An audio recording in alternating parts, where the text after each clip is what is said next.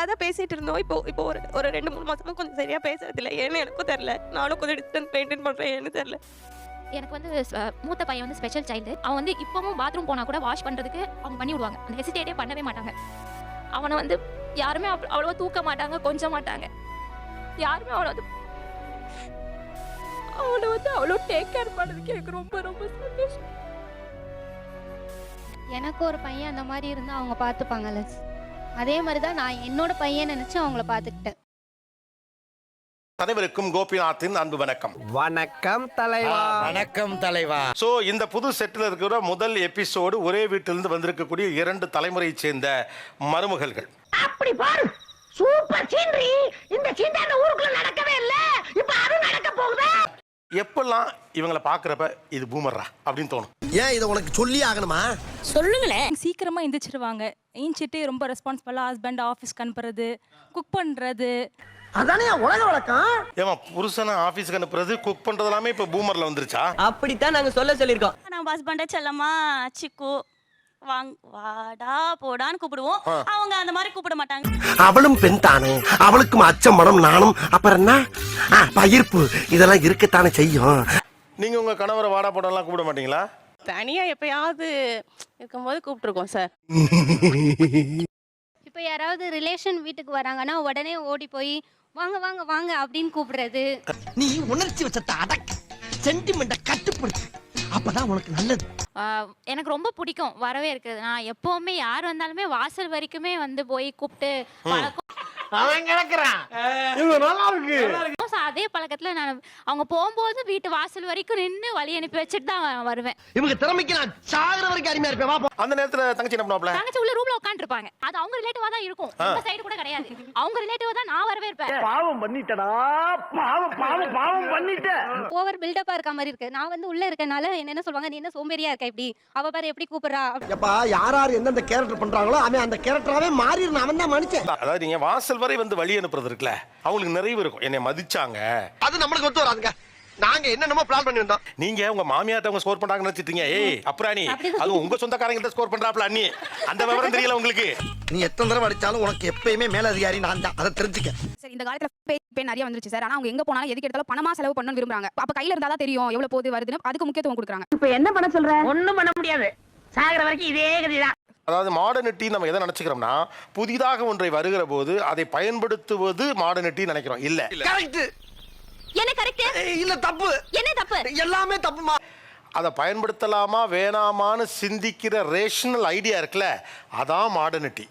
அதெல்லாம் இந்த ஊர்ல எவனுக்கு தெரியுது? ஐடியா இல்லாத பசங்க. அவங்க இவ்வளவு வந்தும் கூட கையிலேருந்து காசு போனாதான் நிதானம் இருக்கும்னு புரிஞ்சுக்கிறது இருக்குல்ல, அது ஒரு நல்ல புத்திசாலித்தனமான ஐடியா தான். அப்படி நல்லா உரைக்கிற மாதிரி இன்னொரு தடவை சொல்லுங்க. எனக்கு இந்த கண்டிஷன் இருந்துச்சு, இவங்களுக்கு இது இல்லை. அதை நினைச்சா எனக்கு கோவமா வருது.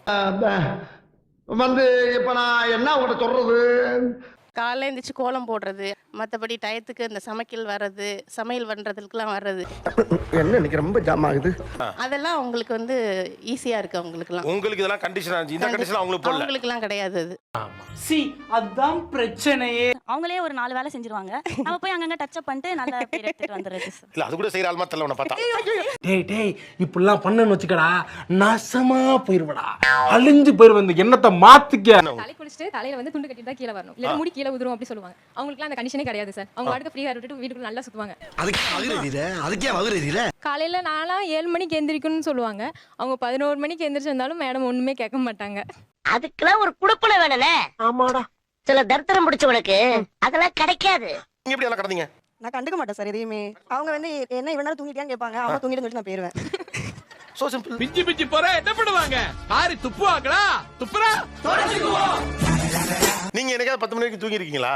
No sir. கனவுல கூட தூங்குனது இல்ல சார். கனவுல கூட தூங்குனது இல்ல சார். சீர்சனத்தெல்லாம் வந்து இப்போ நாத்தனாருக்கு எப்படி செய்யணும், யாராச்சும் ஏதாவது ஃபெஸ்டிவல்னா ஃபங்க்ஷன்னா உங்களுக்கு இப்படிலாம் நம்ம பண்ணணும்னு சொல்லி கொடுப்பாங்க. நம்ம கிட்ட இருக்கோ இல்லையோ அதுக்காகவாச்சும் நம்ம சரி சொல்லிட்டாங்களே, நம்ம வந்து மூத்த மருமகளா இருக்கிறோமே, நம்ம அத்தை சொல்லி கொடுத்துருக்காங்களே. கேட்கும் போது எவ்வளவு சந்தோஷமா இருக்கப்பா. ஆனா உங்களுக்கு அதெல்லாம் இல்ல சார். அவங்க வந்து கேஷுவலா வந்து கல்யாணத்துக்கு வந்துட்டு அப்படியே கூட வருவாங்க. ஓ, இந்த முறை செய்யணுங்கிற ரூல்லாம் அவங்களுக்கு இல்ல. இருந்தாலும் அவங்க ஃபாலோ பண்ண மாட்டாங்க. என்ன எழவி அது? உங்க கல்யாணத்துக்கு ஒருத்தங்க 1000 ரூபாய் செஞ்சிருக்காங்க. அதெல்லாம் செஞ்சிருவோம். ஓ, உங்களுக்கு செஞ்சதை செஞ்சிருவீங்க. வீட்டுக்கு பொதுவா செஞ்சதை அவங்க செய்யணும். No comments. Simply where. அவங்க கிட்ட தானே சொல்றாங்க செய்யணும்னு சொல்லிட்டு இல்ல அவங்க கிட்ட தானே சொல்லுவாங்க, மூத்த மருமக அவங்க தானே. அவங்க கிட்ட சொன்னா அவங்களே ஆமா நீ என்ன பிள்ளை வளர்த்துருக்க? எப்ப பார்த்தாலும் சில்லித்தனமா பேசி அசிங்கப்படுத்துறானே. வீட்டுக்கு மூத்த மருமக இவங்க கிட்ட கூப்பிட்டு, எப்பா நமக்கு இவ்வளவு சொத்து இருக்கு பாத்துக்கங்கன்னு சொல்லிட்டாங்க. ஐயோ பைபிள்ல ஏதோ பிளான் பண்ணுதே. இப்ப அவங்க பாத்துக்கணுமா இல்ல உங்களுக்கு பாதி கொடுக்கணுமா? எனக்கு பாதி கொடுக்கணும் சார். என்னது நீ ஏன்டா பதற? நானே பதறல, நீ ஏன் பதற? அவங்க கிட்ட தானே சொல்லியிருக்காங்க இது சொத்து இவ்வளவு இருக்குன்னு. அப்படியே இருக்கலாம். அவங்களே வச்சுக்கிட்டோம். அவங்களே வச்சுக்கிட்டோம். அதானே பார்த்தேன். அப்பா டேய் கிராமத்தானா கேன நினைப்பா உனக்கு? எப்பா அது க்ளோஸ் அப் போங்கடா அந்த முகத்துக்கு. என்ன அவங்க இப்ப மட்டும் பூமி பந்தே தெரிச்சுது எப்படி எனக்கு புரியல. இவன் நம்மள டைம் பாஸ்க்குனே வச்சிருக்கானோ. நம்ம முறையை மட்டும் செஞ்சு விட்டு வந்துருவோம்னு நீங்க நினைக்கிறது இல்ல. அந்த குடும்ப கௌரவம் அடங்கி இருக்குல்ல சார், குறைவா எடை போட்டுற கூடாது. ஐயோ எப்படி வளர்த்துருக்காங்க. வீட்ல வந்து இந்த குலதெய்வம் எல்லாம் கும்பிடுறோம்ல சார், நாங்க வந்து ப்ரிப்பேர் பண்ணி எல்லாம் முடிச்சதுக்கு அப்புறமா அவங்க டைரக்டா சாமி கும்பிடும் போது தான் வருவாங்க. ஓ அப்படியா விஷயம். இப்போ இதுக்கான வேலையெல்லாம் எடுத்து செஞ்சு அதை நடத்துற அந்த வேலை இருக்குல்ல, அதை இளைய மருமகள்கிட்ட கொடுத்தா நீங்க ஒத்துப்பீங்களா? கொடுத்துடலாமா? கொடுக்குறோம் சார். ஆமா அதது கேக்குற நீ. வீட்டு சாமி கும்பிடுவோம், குலதெய்வ வழிபாடு செஞ்சுட்டு அந்த தட்டை எடுத்து கொடுப்பாங்க. இதை யார்கிட்ட கொடுப்பாங்க? என்கிட்ட தான் சார். நான் கேட்க வேண்டிய கேள்வி நீ கேட்கிற. இனிமே அதை அவங்க கையில கொடுத்துருவோம். ஓகேயா? கொடுத்துடுறேன் சார். அப்படியா? கொன்னுடுவேன். அந்த பொறுப்பை அந்த உரிமையை அவங்கள்ட்ட நீங்க கொடுக்க போறீங்க. கம்ப்ளீட்டா கொடுக்கணும்னா ஃபீல் ஆகும்ல சார். இல்ல கம்ப்ளீட்டா தான் இதை கொடுக்க முடியும். காலம் வராதப்பா. நான் எடுத்து போறேன் சார். என்னமா 10 வருஷமா பேசிட்டு இருந்த விஷயம் 10ல போயிருச்சு. நான் எடுத்து போறேன் சார். ஐயா இவ்வளவு நாளா மூடி கிடந்த அறிவு கண்ணே நீங்க திறந்துட்டீங்கயா. எங்களுக்குள்ள வந்துட்டு நான் வந்து ஒன்னா தான் போகணும், வெளியே போகணும்னு ஆசைப்படுவேன். அவங்க தனியா தான் போகணும்னு ஆசைப்படுவாங்க. எங்க கூட மிங்கிள் ஆக இதெல்லாம் கண்டுக்கிறப்படாது. இல்லை எப்போவுமே அவங்க தான் ப்ரியாரிட்டியாக இருக்கிறாங்க முடிவு பண்ணுறது. நான் வந்து செகண்டாக தான் பண்ணுற மாதிரி இருக்குது. அந்த ஃப்ரீடம் உனக்கு கொடுத்துருக்கேன். நீ எனக்கு டேரக்டா எல்லாமே கேட்கலாம். அப்போ நெக்ஸ்ட் டைம் வந்து என்ன கேளுங்க, ஃபர்ஸ்ட் எங்கே போகலான்றதை ஃபர்ஸ்ட் கேளுங்க, அதுக்கப்புறம் என்னதுன்னு முடிவு பண்ணிக்கலாம். அவங்கள பொறுத்த வரைக்கும் படம் இடம் முக்கியம் இல்லை, அவங்கள பொறுத்த வரைக்கும் சேர்ந்திருத்தல் தான் முக்கியம். அதான் அப்படி போயிட்டா எல்லாருக்கும் நல்லதுங்கய்யா. ஆக்சுவலாக இப்போ நீங்கள் இருக்க மாதிரி இருந்துட்டோம்னு வச்சுக்கோங்களேன், அந்த வீடு எப்படி கலகலன்னு இருக்கும், வீடு அமைதியாக இருக்குமே. சோர்வாயிடும் வீடு. வீட்டில் ஒரு ஆள் இதெல்லாம் இனிஷியேட் பண்ணுவாங்க. இல்லை இல்லை நீ என்ன விளக்கம் சொன்னாலும் அதை ஏற்றுக்கொள்ள என் மனம் மறுக்கின்றது. நம்ம நினைச்சிட்டு இருக்கோம் நம்ம எல்லாரும் சேர்ந்து சொல்லி இல்லை, சிலரோட மனசு பிரகாசமானது, அந்த வெளிச்சத்துல தான் எல்லாரும் இருக்கும். அப்படியா? ரொம்ப சந்தோஷம். சில பேர் எல்லாரும் சேர்த்துக்க ட்ரை பண்ணிட்டே இருப்பாங்க. அது ஒரு நல்ல குணம், நல்ல இயல்பு. அது நல்லது கெட்டதே பார்க்க கூடாது. எல்லாத்தையும் விட இருக்க அந்த இயல்பு ஒரு வீட்டில் ஒரு ஆள் இருந்துட்டு அந்த குடும்பம் நல்லா இருக்கும். பொண்ணை நல்லா வளர்த்து வச்சிருக்கீங்க. தம்பி பாப்பாவை 15 days ஊருக்கு கூட்டு போயிட்டாங்க சார். என்னால வீட்ல இருக்கு அழுதா சார். அன்னைக்கு கூட்டு போற அன்னைக்கு அழுதா. கோர்த்து விட்டா வேடிக்கை பார்க்குற இரு உன்னை வச்சுக்கிறேன். அந்த கோசிஸ்டர் அலையில இந்த கோசிஸ்டர் அழுதுட்டாப்ல. என்னாச்சு? ஏன் நானும் பழிக்காத மாதிரியே எவ்வளவு நேரம் நான் அடிக்கிறது. நல்லாதான் பேசிட்டு இருந்தோம். இப்போ ஒரு 2-3 மாசமா கொஞ்சம் சரியா பேசுறது இல்ல. ஏன்னு எனக்கும் தெரியல. நானும் கொஞ்சம் டிஸ்டன்ஸ் மெயின்டைன் பண்றேன். ஏன்னு தெரியல. நீ திரும்ப திரும்ப அதை என்னால தாங்க முடியாதுடா. அந்த எனக்கு தெரிஞ்சு பேபி வந்தனாலதான் எங்களுக்குள்ள டிஸ்டன்ஸ் வந்துருச்சு அப்படின்னு நான் நினைச்சிட்டு இருக்கேன். ஒரு தப்பும் பண்ணவே இல்லை, உலக லெவல்ல பழி போடுறாங்க. குழந்தைங்க அப்படிதான் இருப்பாங்க, நம்ம ஒண்ணும் பண்ண முடியாது. அவங்கள அடிச்சு விளையாடிக்குவாங்க, சேர்ந்துக்குவாங்க. நம்ம அதனால நம்ம அப்படி இருக்க கூடாது. ஐயோ என்னைய மாதிரியே அழுகிறேப்பா. அதான் ஒரே ரத்தங்கிறது. பிள்ளைகளை சண்டையை பெரியவங்க கொண்டு வராதீங்க. பிள்ளைகளை வச்சு உறவை மெயின்டைன் தான் பண்ணணும். அப்படி சொல்லி என் பிள்ளைய நான் மட்டும்தான் அடிப்பேன். எல்லாரும் நீங்க எப்படி இருக்க முடியும்? ஒரு பெரியம்மா தருகிற வாஞ்சையை நீங்கள் எப்படி தருவீர்கள்? அத்தை தருகிற அணைப்பை நீங்கள் எப்படி தருவீர்கள்? இந்த ஆள்கிட்ட ஏங்க கேட்குறாங்க? இவர் பழைய புளியாச்சே, ஏதாச்சும் குழப்பி என் வாழ்க்கையில் குழம்பு காய்ச்சிறப்போ. அவங்களுடைய கன்சர்ன் ரொம்ப முக்கியமான கன்சர்ன். இப்படி விட்டுட்டா நாளைக்கு அந்த பிள்ளைங்க எப்படி ஒட்டுதலா இருக்கும்?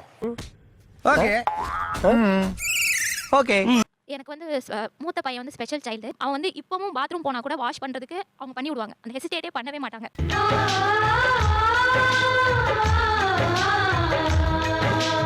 அடிப்பான், தூக்கி போடுவான், அந்த சாப்பாடை தூக்கி மேலே வீசியிருக்கான், ஃபோனை தூக்கி வீசியிருக்கான், நிறைய பண்ணியிருக்கான்.